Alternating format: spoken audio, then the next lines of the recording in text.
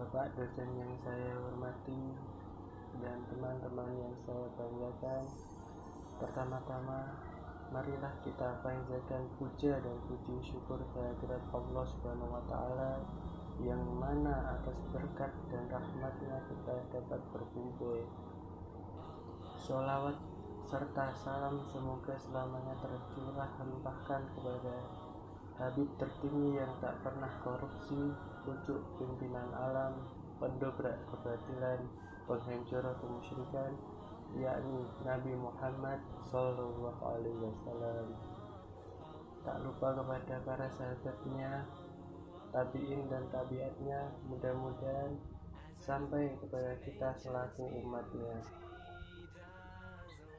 Mukjizat yang paling agung kepada Nabi Muhammad Sallallahu Alaihi Wasallam setelah Al-Quran adalah peristiwa Isra dan Mi'raj yang terjadi pada tanggal 27 Rajab bertepatan dengan 19 bulan sebelum Nabi hijrah ke kota Madinah.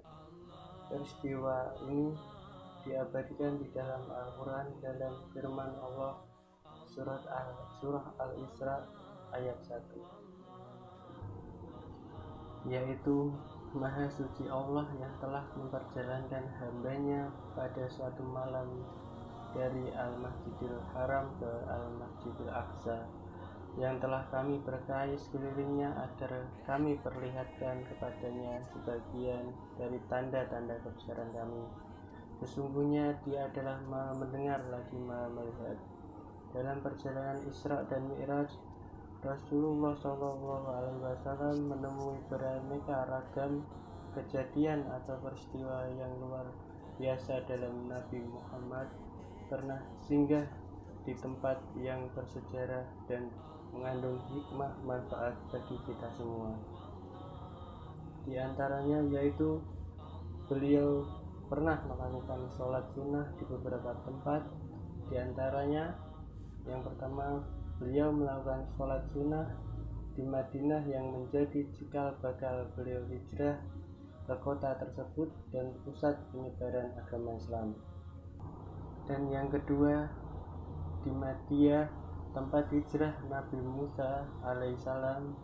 Yang ketiga, di Bukit Tur Sina, di mana Nabi Muhammad alaihissalam menerima kitab suci Taurat. Yang keempat, di Baitul Lahmi, tempat dilahirkannya Nabi Isa alaihissalam. Yang kelima, di Masjid Al-Aqsa, tempat suci umat Islam, yaitu sebelum Nabi melakukan Mi'raj. Kedua, pada saat perjalanan antara Baitul Lahmi dengan Masjidil Aqsa, Nabi Muhammad dipertontonkan rupa-rupa tamsil atau contoh akhlak perilaku manusia yang bagus dan yang buruk. Dimulai dengan dikejar oleh jin ibrit yang membawa api, namun beliau selamat berkat doa yang dituntun oleh malaikat Jibril alaihissalam. Ini menjadi suatu isyarat atau tanda bahwa di mana manusia akan melakukan sesuatu kebaikan maka akan diganggu oleh setan.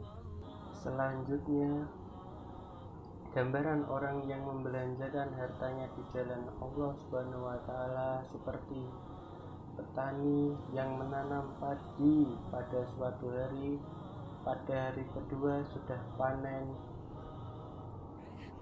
pada sesudah panen kemudian panen lagi dan tidak pernah terhenti terus menerus. Di antaranya bahwa tamsil seorang pengusaha riba digambarkan seperti orang yang berenang di kolam darah dan dilempari oleh batu. Kemudian batu tersebut ditelan oleh orang tersebut. Sesungguhnya Nabi Muhammad SAW melihat tamsil beraneka ragam. Kemudian Nabi tiba di Masjidil Aqsa yang merupakan masjid ketiga termulia, disabdakan oleh Nabi Muhammad SAW yang bersabda, tidak perlu berkunjung atau berangkat ke tempat manapun kecuali ketiga masjid, yaitu Masjidil Haram, Masjidil Nabawi, dan Masjidil Aqsa. Dari uraian di atas, kita dapat memetik hikmah dan nilai-nilai pembelajaran yang luar biasa, di mana kita harus senantiasa menjalankan sunnah Rasul dan menjaga perilaku dan sikap dalam menjalani kehidupan di dunia ini.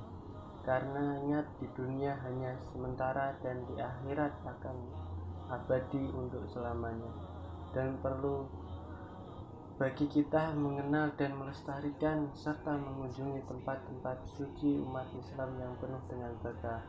Demikian pidato dari saya. Mohon maaf atas segala kekurangan dan kesalahan.